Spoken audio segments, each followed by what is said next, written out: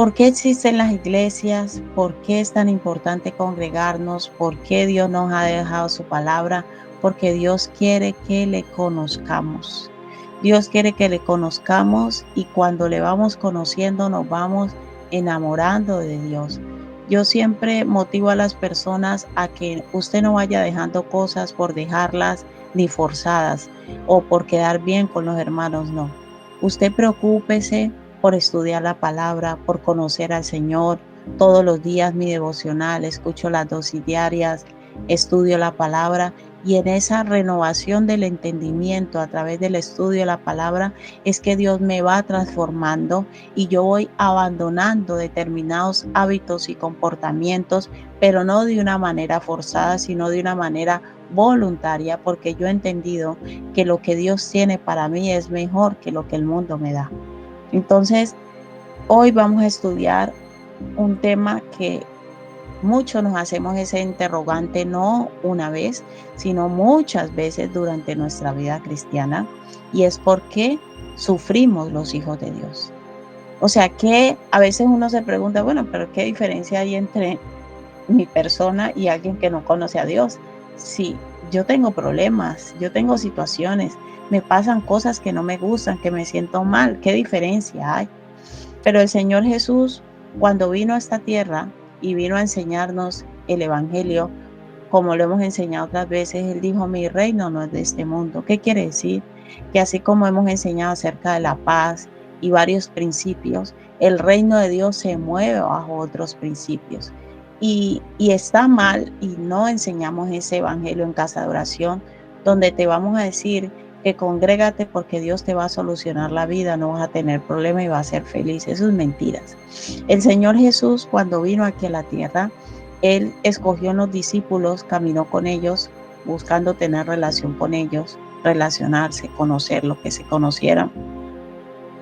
Y una de las cosas que Jesús hace antes de morir, antes de ir a la cruz, Él se reúne con sus discípulos y ahí está en San Juan 16, San Juan 17, ora por sus discípulos, incluido nosotros. Dijo, no solo oro por ustedes, sino que oro por los que han de creer en mí por la palabra de ustedes. Así se ha ido extendiendo el Evangelio y se ha hecho los discípulos de Jesús a nivel del mundo.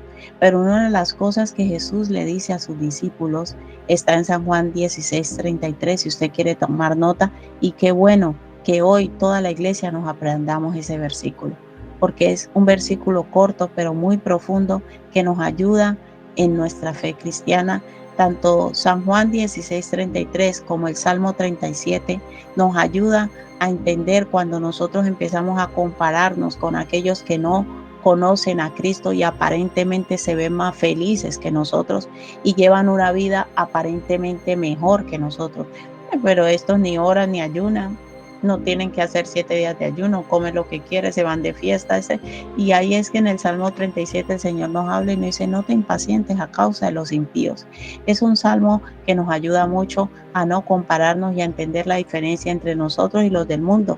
Pero dentro de eso también está San Juan 16, 33, que Jesús le dice a sus discípulos, en el mundo tendréis aflicciones, pero confiad, yo he vencido al mundo. Entonces Él viene y nos dice a los que creemos en Él, y decir, ustedes creen en mí, yo tengo grandes bendiciones para ustedes, yo les voy a ayudar, yo voy a renovar su vida, voy a transformarla, pero van a tener momentos de aflicción.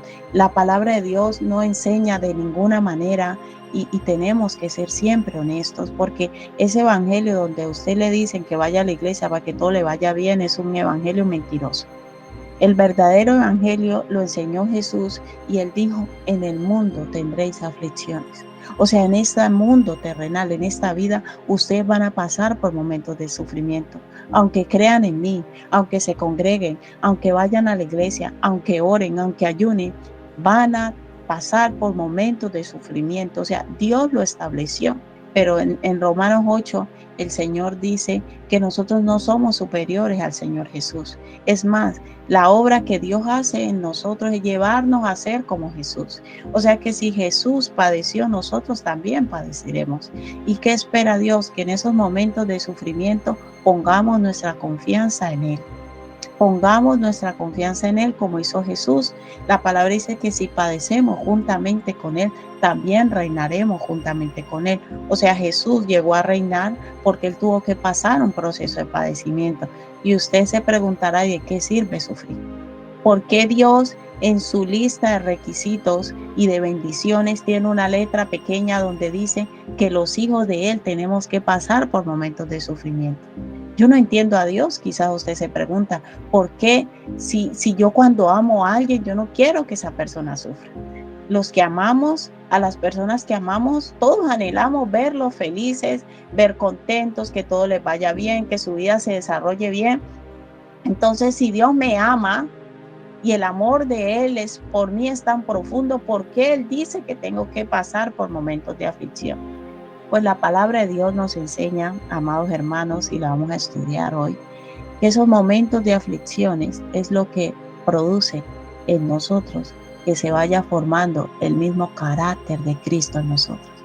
O sea, Dios en su infinita sabiduría sabe que el ser humano cuando pasa momentos de aflicción, su corazón es quebrantado porque sufre, y eso hace que nuestro corazón sea más sensible. Cuando nosotros, el corazón del ser humano, como ya nos ha enseñado el Señor, el problema nunca está en el pecado, porque el problema del pecado ya lo resolvió Cristo en la cruz. El problema en nosotros está en nuestro ¿qué? Corazón, porque de la abundancia del corazón es que sale todo de nuestro corazón. Yo no adultero porque vio una mujer, un hombre. Yo adultero porque en mi corazón hay algo que le inclinó y se vio atraído por esa persona. Entonces, ¿dónde quiere orar Dios? En nuestro corazón. Cuando nosotros pasamos por momentos de aflicción y dolor, ahí es cuando Dios trabaja, ¿dónde? En nuestro corazón, y va quebrantando ese corazón. ¿Por qué? Porque cuando el corazón de nosotros se endurece, nosotros nos volvemos insensibles al dolor ajeno, nos volvemos insensibles a la voz de Dios, y a veces nos volvemos insensibles aún al amor propio. Una frase que hemos escuchado todos muchas veces, y yo sé que el Espíritu Santo muchas veces nos ha hablado, pero hoy vamos a tratar de introducirnos más en la vida de este hombre y en lo que le pasó, y fue el apóstol Pablo. Es una frase que hemos escuchado muchas veces, un versículo que hemos escuchado muchas veces, y es: bástate mi gracia, porque mi poder se perfecciona en tu debilidad.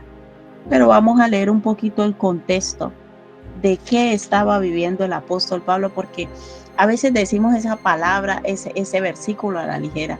Ay, sí, el poder, bástate mi gracia, porque tu poder se perfecciona en mi debilidad. El Señor está mostrándome o hablándome que Él está conmigo, que Él está trabajando conmigo. Pero si leemos el contexto de esa frase, de ese texto, vamos, 2 Corintios 12, 9, dijo el apóstol Pablo acerca del Señor que le había dicho. Estamos todos ahí. 2 Corintios 12, 9.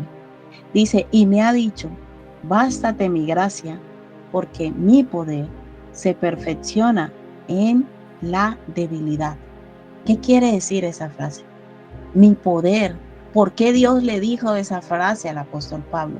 Y vamos a leer un poquito en el contexto de lo que pasó. Y el contexto en el capítulo 12, en el versículo 1, habla el apóstol Pablo de, ese tiene que ver con otra palabra que hemos escuchado, el aguijón de la carne. El apóstol Pablo fue un hombre que Dios, para no extenderme tanto, que Dios utilizó para llevar el evangelio a los gentiles, un ministerio bastante particular, porque recuerde que cuando Jesús vino a los suyos, ¿no? Por eso San Juan 1:12, a los suyos vino y a los suyos no le recibieron. Dice: mas a todos los que le recibieron y a los que creen en su nombre les dio potestad de ser hechos hijos de Dios. Cuando Jesús viene aquí a la tierra, nace de una virgen, crece y empieza su ministerio. Él es claro y dice: yo solo soy enviado a las ovejas perdidas de Israel. Entonces Jesús viene, trae las buenas nuevas, pero a los judíos. Luego los apóstoles que Dios levanta, Juan, Santiago, Pedro, ellos también, ustedes notan que ellos van y le predican también a los judíos. Para que Pedro vaya donde Cornelio, el Señor tiene que aparecerse y decirle, ve y háblale a los gentiles, porque los judíos en su cultura para ellos era inmundo mezclarse con un gentil. Pero cuando Dios viene al apóstol Pablo, que se cae el caballo, ya sabemos la historia de Pablo, Dios le dice, tu ministerio es ir a los gentiles. Entonces, Pablo, el ministerio de él fue muy particular y por eso el fundamento de la iglesia está en la doctrina de toda la revelación que le dio el apóstol Pablo, porque Dios le dio una revelación al apóstol Pablo. El apóstol Pablo fue un hombre que Dios levanta con un ministerio tan tremendo, tan poderoso, que ni siquiera los que estuvieron con él tuvieron un ministerio y un llamado como el apóstol Pablo. Y Dios le habla, dice la palabra del Señor que él lo llevó al tercer cielo y le mostró cosas y le dio revelaciones que ningún hombre había escuchado antes. Y allí nace en el contexto de esta palabra de bástate mi gracia. ¿Sabe por qué Dios le da esa palabra a Pablo? Porque le había dado tantas revelaciones, lo había llevado al mismo cielo a mostrarle cosas, o sea, cosas que ningún hombre antes había visto, se la da al apóstol Pablo. Pero ¿sabe qué le dice Dios? Para que tu corazón no se llene de orgullo, te he puesto un aguijón, te he puesto algo para que tú recuerdes que aunque yo te haya dado todas esas revelaciones, aunque yo te haya usado para ir a los gentiles, tú sigues siendo hombre y yo sigo siendo Dios. Y hay situaciones, hermanos, donde Dios nos pone en la vida a los hijos, estamos hablando a los hijos de Dios, para recordarnos que aunque Él nos haya bendecido, aunque Él nos haya puesto en posiciones que nosotros nunca pensamos tener, Él nos pone en situaciones difíciles para que nosotros recordemos quién nos ha dado lo que nos ha dado. Porque el ser humano en el corazón tiene la tendencia a querer separarse de Dios, a querer divorciarse de Dios, a querer su vida y a llenarse de orgullo. Nosotros somos así, hermanos. Dios nos da un buen coche, una buena casa, una buena posición económica aquí en la tierra y empezamos a mirar a todos por encima del hombro, a creernos más, a creernos mejor, a creer que es que somos de una familia distinta cuando somos de la misma familia de la fe. Y Dios por gracia y misericordia nos ha querido y entonces terminamos dañando a los demás. Terminamos haciéndole daños porque nos volvemos ingreídos, nos volvemos altivos, empezamos a creer que nosotros somos más y no somos más, somos seres humanos todos. Que Dios para cada uno ha determinado algo diferente, pero todos recibimos lo mismo de la misma fuente y es Dios. Dios permite esos aguijones en nuestra vida para que nuestro corazón se mantenga humilde y entendamos que lo que tenemos es por gracia y misericordia de Dios, pero que no somos más que nadie.